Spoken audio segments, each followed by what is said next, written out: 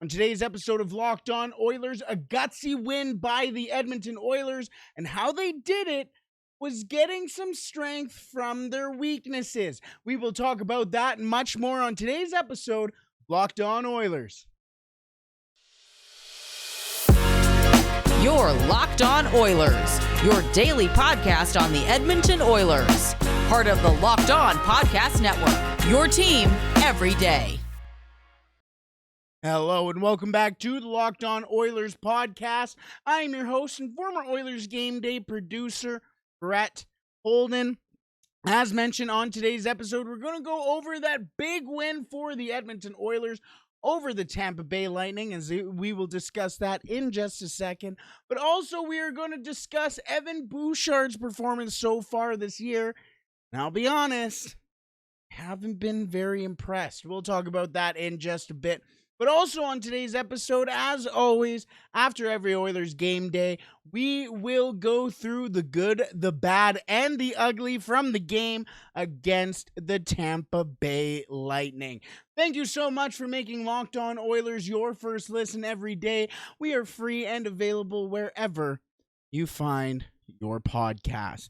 Alrighty, let's get into it as the Edmonton Oilers win a massive game in Tampa, 3-2. The last time they did that, Mike Smith was the goaltender for, not the Oilers, but for the Tampa Bay Lightning. The goalie for the Oilers in that game, well, maybe you'll remember this name, Jeff Drouin-Delorier. Dark times. Oh, yeah, and speaking of dark times, Dax Sortini scored the game-winning goal in that one, so you could tell the state of the Oilers at that time. I wouldn't be surprised if JF Jacques got on the score sheet. Anyways, speaking of depth scoring, Warren Foegele gets his first goal in 31 games in the game against the Tampa Bay Lightning. And Warren Foegele played super well in that game. A real coming out game for him this season. First goal this season for him.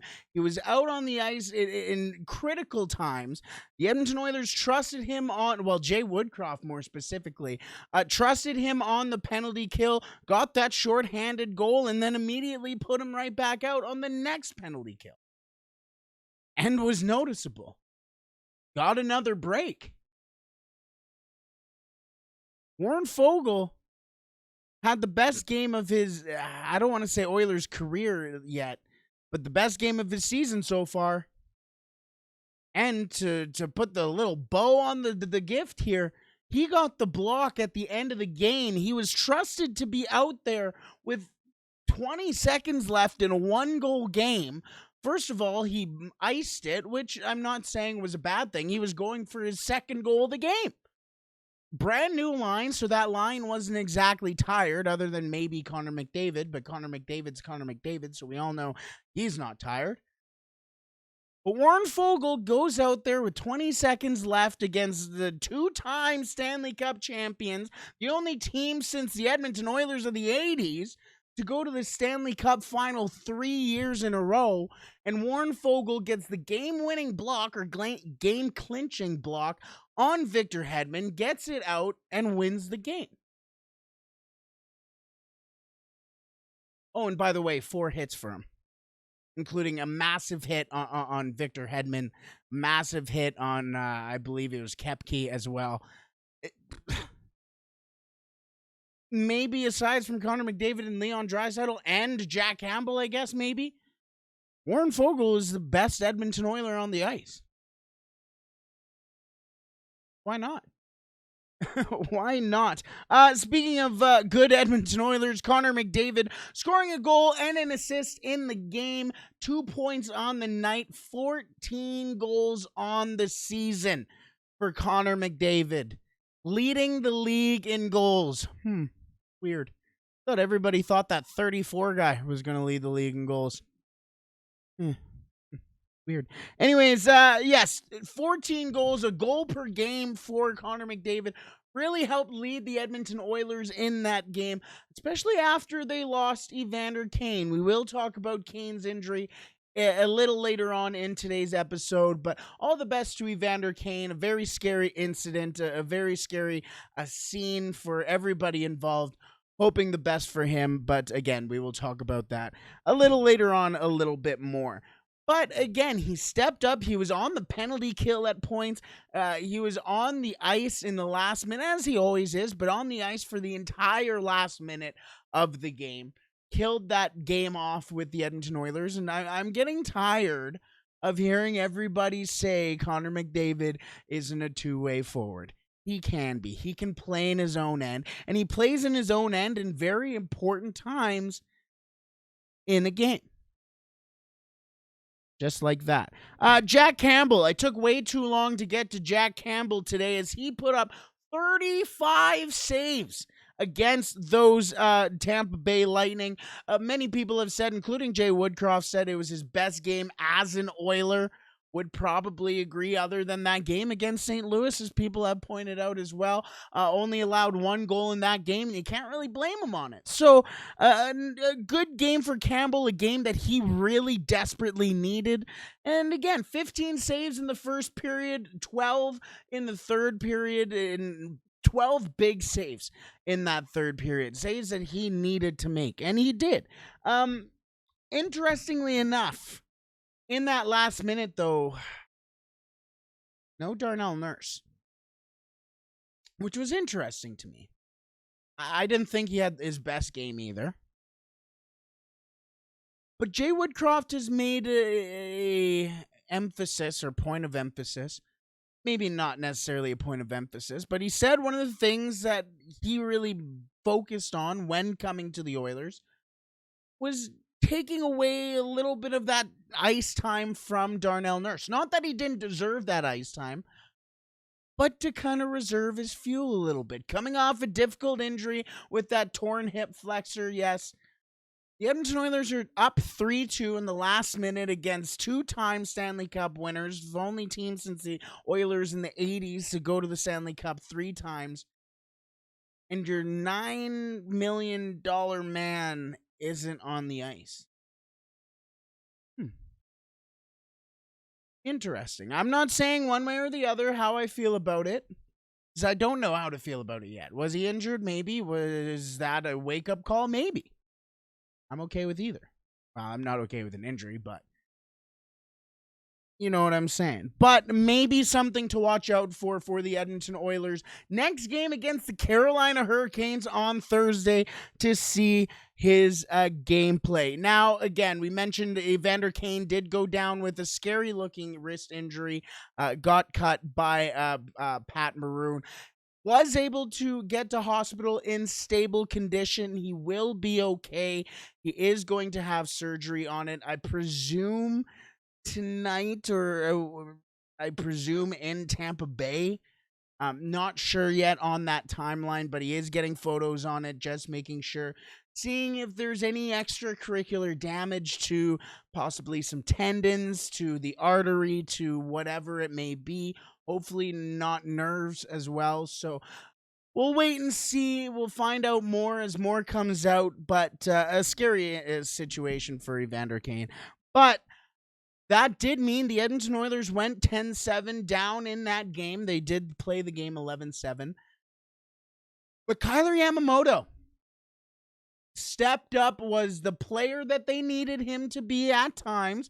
Not necessarily saying, hey, a great big shout out to Jesse Puljujärvi too.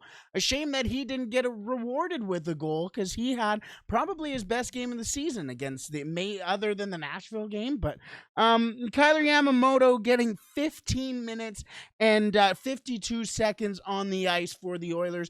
A vast difference, a major difference from his 6 minutes 49 seconds against the Washington Capitals. And he played well. He won some battles that he needed to win. Very effective in his own end. And massive hits sometimes, too. Got into a little bit of a scrum with Ross Colton. Surprised that Colton didn't get a penalty there either. But good for him. Now,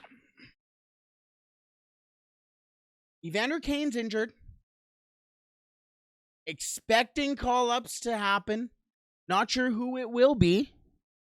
Tom Gazzola mentioned Klim Kostin, which I'd be surprised by considering how Coach Chalk talked about him on Oilers Now this weekend. Did say that there is something to the player, but didn't have a great weekend this past weekend. But you will see players get called up. You also have to remember Tyler Benson is skating with the team, so I'm sure he'll be back soon. And Dylan Holloway still on the team. You may have forgot, actually.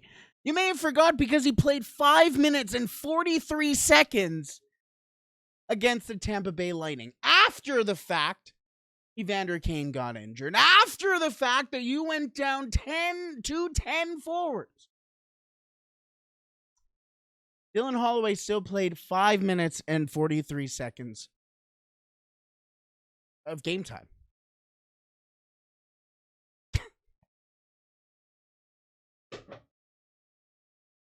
I don't know what to say anymore.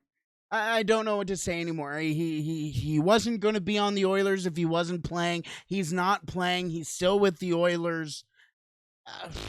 It's not like he has junior's eligibility like a Shane Wright. So why is he still here? That's an argument for a different time, genuinely. But I looked at that time and was very upset by it. But let's move on. Let's move on because I have a bone to pick, another bone to pick. I'm going to save that energy for Evan Bouchard, as I don't think he has had a very fantastic start to the season. We will talk about him in just a second. But first, today's episode is brought to you by BetOnline. BetOnline.net is your number one source for sports betting info, stats, news, and analysis. Get the latest odds and trends for every professional and amateur league out there. From football to basketball to soccer and esports, they've got it all at BetOnline. I'm pretty sure you can bet on like the Canadian Premier League too, like the CPL, which I'm pretty sure they have their final coming up this weekend. So maybe something to take a look at. And if you're into sports podcasts, you can find those at BetOnline as well. We are the fastest and easiest way to get your betting fix. Head to the website today or use your mobile device to learn more. BetOnline, where the game starts. Thank you so much for making Locked On Oilers your first listen today. Now for your second listen, make sure you tune in to Game NHL. Every moment, every top performance, every result. Locked On Game to Game covers every game from across the NHL with local analysis that only Locked On can deliver. Follow Game to Game on Locked On NHL, available on the Odyssey app, YouTube, and wherever you find your podcasts. Alrighty, as I reach over for my notes, I'm watching my notes because they've fallen a couple times while I've been setting up, so I'm just hoping that doesn't fall. But let's head over to Evan Bouchard, as hasn't had the best season so far for the Edmonton Oilers. 2 assists for Bouchard this season. And I'm trying to decide whether or not I should be harsh as I should be, not could be, or if I should let him off the hook. Because I'm going to be honest with you, I have been far from impressed by what Evan Bouchard has done. He has been pushed around. He has been looked a fool at times, not only by the opposition, but by himself. He has been caught out of position. He has made dumb plays with the puck. He hasn't shot the puck. He misses the puck, takes stupid penalties, and that's the 8th thing I've pulled off before I've gotten to a positive thing. I'll tell you what, the one positive thing that Evan Bouchard has done, and I was going to wait till the end to mention this to kind of wrap it up, but the one good thing Evan Bouchard has done this season has upped his physicality. He's been more tough. He's been more physical. He's been willing to jaw at the other players, the star players, and get into scrums. And I'll give him all the power to that. That was something that I didn't really see in his game for a long time, and I didn't imagine I would see it out of his game. But that's it. That's the only bit of development, of maturity I have seen from Evan Bouchard. As mentioned, he has 2 assists on the season for a player who was supposed to be the next heir of the Edmonton Oilers power play quarterback. Let's be real. Tyson Barrie is getting traded at some point. He has a favorable contract to be moved, and a contract that the Edmonton Oilers wouldn't mind moving if they're going to be getting a player like a John Klingberg, a Jacob Chychrun, a Jonathan Toews, or a Patrick Kane. But if he is moved, or when he is moved, is Evan Bouchard ready for that power play role? Every time I've seen him with the puck in his own end, or in the offensive end, he hasn't looked ready. Holds on to the puck too long, turns it over, and takes a dumb penalty going the other way that ends up costing the Oilers the game. Yes, that is a very specific call. And yes, that was against Washington just last night. Well, on Monday.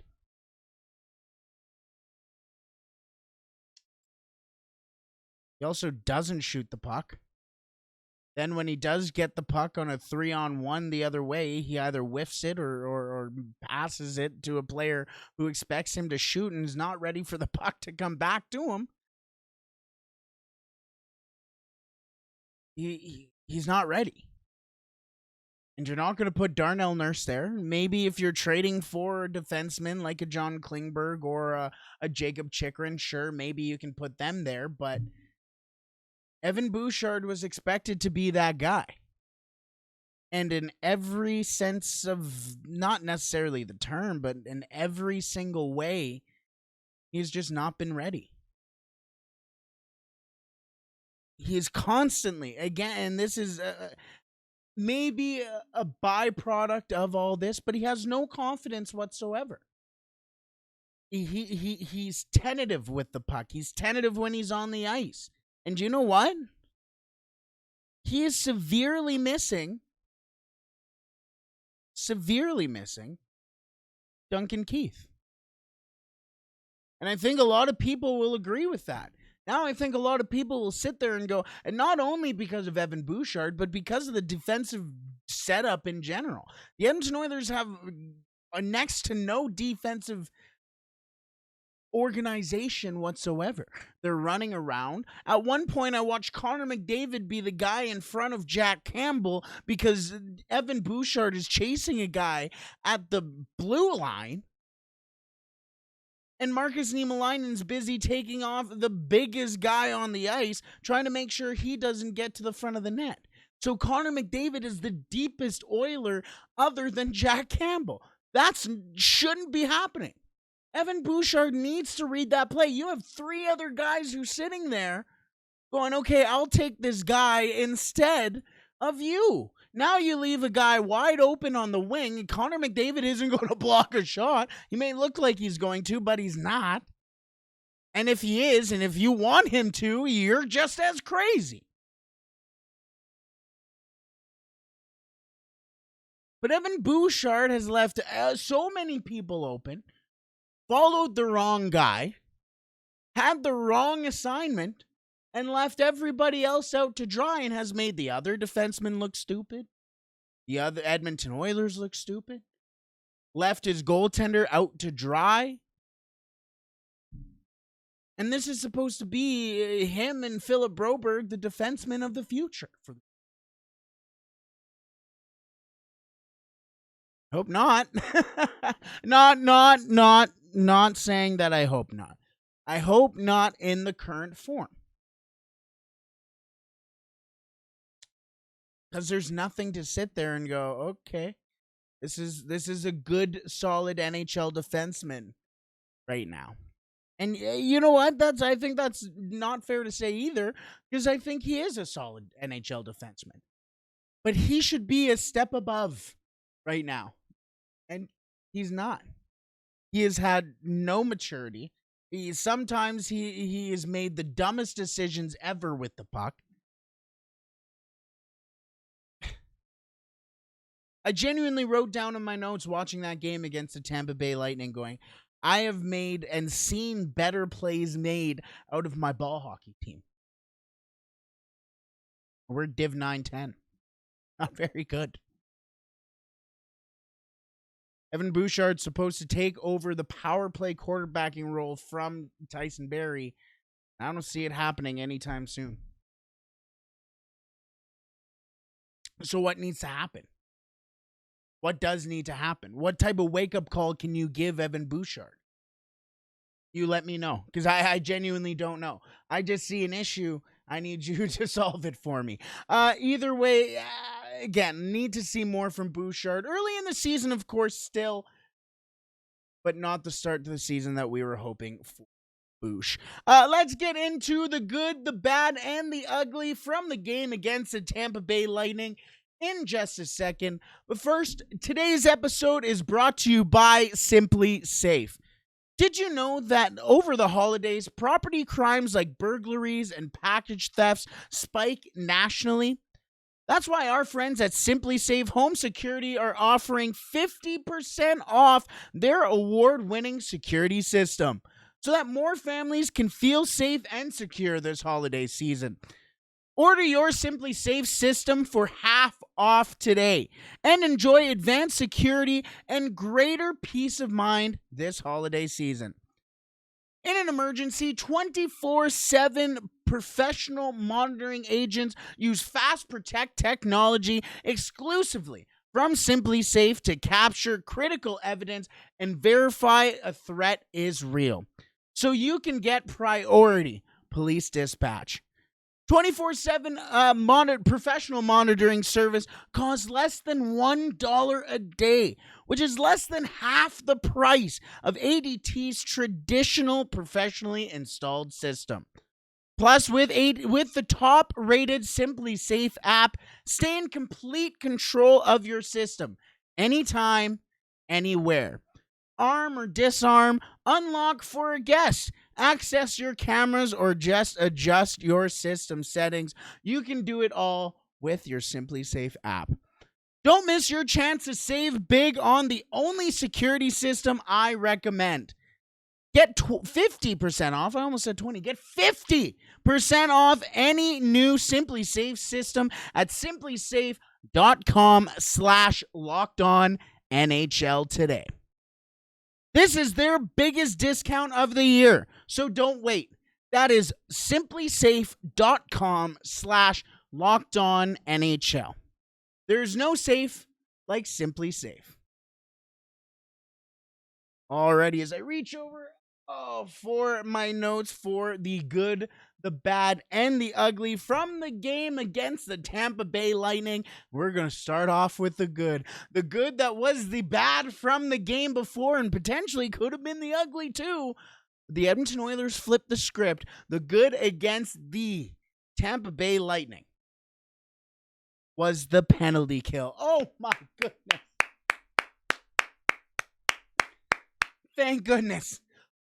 5 for 5 on the penalty kill for the Edmonton Oilers against the Washington Capitals. I wish. 5 for 5 against the Tampa Bay Lightning. Against the Tampa Bay Lightning power play, that is lethal. And the Edmonton Oilers got off with went 5 for 5, scored 2 goals on the power play as well, and just see what happens. The Edmonton Oilers win. That's been the difference. And now it'll be nice to kind of ride the wave. I'm not saying take your penalties. Don't take your penalties. But when you do, make sure you kill it off. Or at least try and kill some sort of momentum.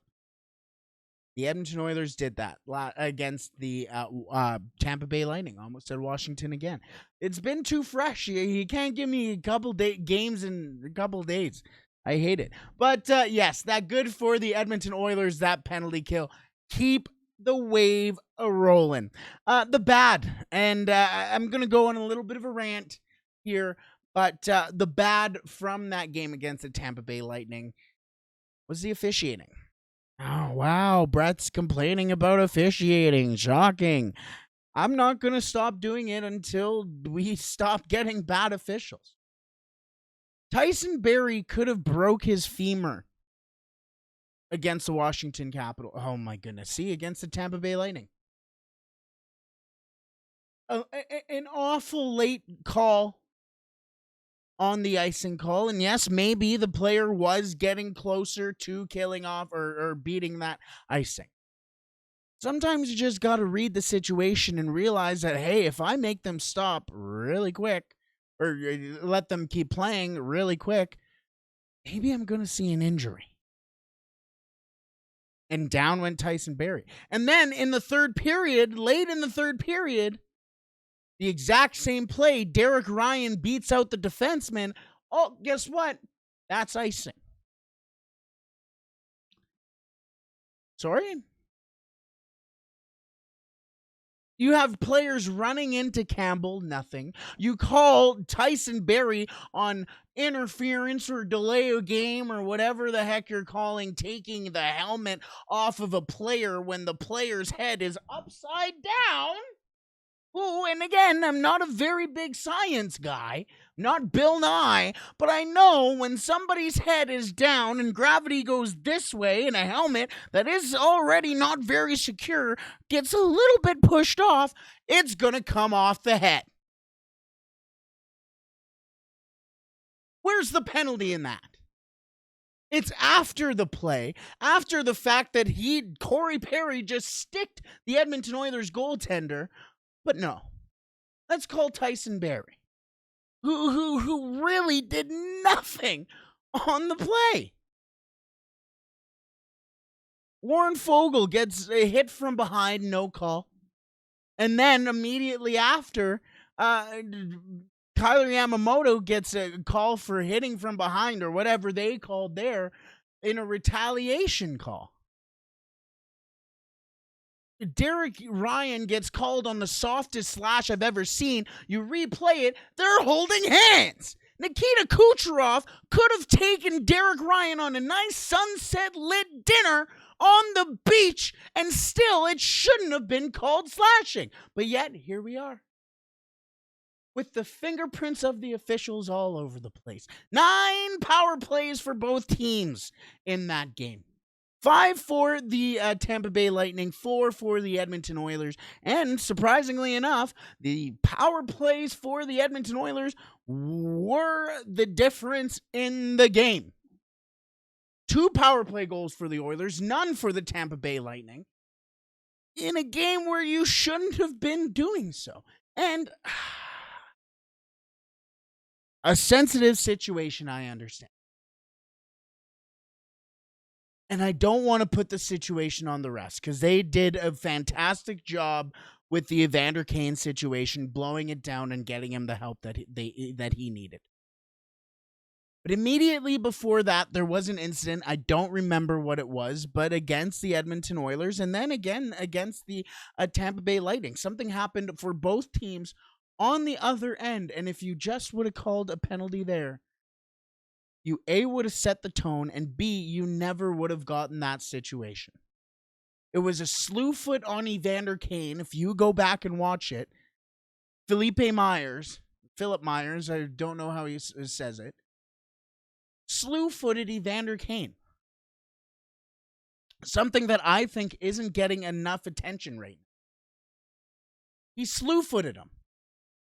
He ends up on the ice in a vulnerable situation, and he gets stepped on by one of the biggest dudes in the NHL. The officials' pride has been taking precedent over the safety of the NHL players for way too long. It's gotten to the point where I know so many people, including my father, who don't even watch the game anymore. They record it and skip through it just to see the main parts of the game because the officials have so many fingerprints on the game. A friend of mine, after the Derek Ryan call, they put in the group chat going, "Oh, wow, you know what I really missed? The referee's face. Haven't seen it in a while." Those are the type of jokes you're getting. It's sad because it's not hockey. That's why. That's why I will consistently get on my soapbox and say that the officiating needs a change. Because it's not hockey anymore. You don't have the little subtleties in the game. And players are getting injured because of pride. It's sad. And the ugly, obviously, from that game, the Kane injury. We kind of went over it a little bit there. A little bit of a slew foot. Don't want to put it on that right now either. A difficult situation as Kane has, as mentioned, gone to the hospital, is in stable condition. I assume he will get stitches because he is getting surgery, which does scare me a little, considering if you are getting surgery, that means there's something going on internally. With that much blood, the assumption is probably nicked artery. So, a difficult situation and one that really makes me upset as well because you see the people, and yes, Evander Kane isn't a popular player around the NHL sphere, but once you start seeing people praying for an injury and celebrating an injury, you need a reality check. I know that Evander Kane has his stuff off the ice, and this is a podcast about on the ice stuff, so we tend to stay away from that. But Evander Kane has 2 daughters who one day will have to watch that clip. One of them is old enough to relatively comprehend what's happening. And you sit there behind your keyboard and say, "Oh, thank goodness he got injured"? You're a coward. That's what you are. All the best to Evander Kane in a very difficult situation. All the best to his family in that situation, as it is a scary, scary situation, an ugly situation. They're really praying for the best for Evander Kane, because that could really be, again, if that's artery. Luckily, we have gotten the update that he is in stable condition. He will be okay, but the image can't get out of many people's heads. So all the best to Evander Kane. An ugly situation, but all the best to you. Safe recovery. But once again, just a quick recap from the good, the bad, and the ugly. A rather lengthy good, bad, and ugly than we normally have. But the good, the penalty kill for the Edmonton Oilers. Oh, rejoice. The bad for the Edmonton Oilers game is really the officiating, and the ugly is the Kane injury. Let's wrap it up there as the Edmonton Oilers have an off day as they head to Carolina for the rematch of not only a game from earlier this year, potentially a game of the year. It was a very good game, but a rematch of the 2006 Stanley Cup final in Carolina. And let me know if you ever heard of that before. We will wrap it up there. Thank you so much for making Locked On Oilers your first listen today. Now for your second listen, make sure you tune in to Locked On Sports Today. The biggest stories of the day, plus instant reactions, big game recaps, and the take of the day. Available on the Odyssey app, YouTube, and wherever you find your podcast. Let's wrap it up there. As mentioned, a massive win for the Edmonton Oilers against the Tampa Bay Lightning, and they are back in action on Thursday in Carolina against those pesky Hurricanes. All the best. I shall talk to you later. Stay safe, and thankfully, after that Tampa Bay game, we can all play La Bamba, baby.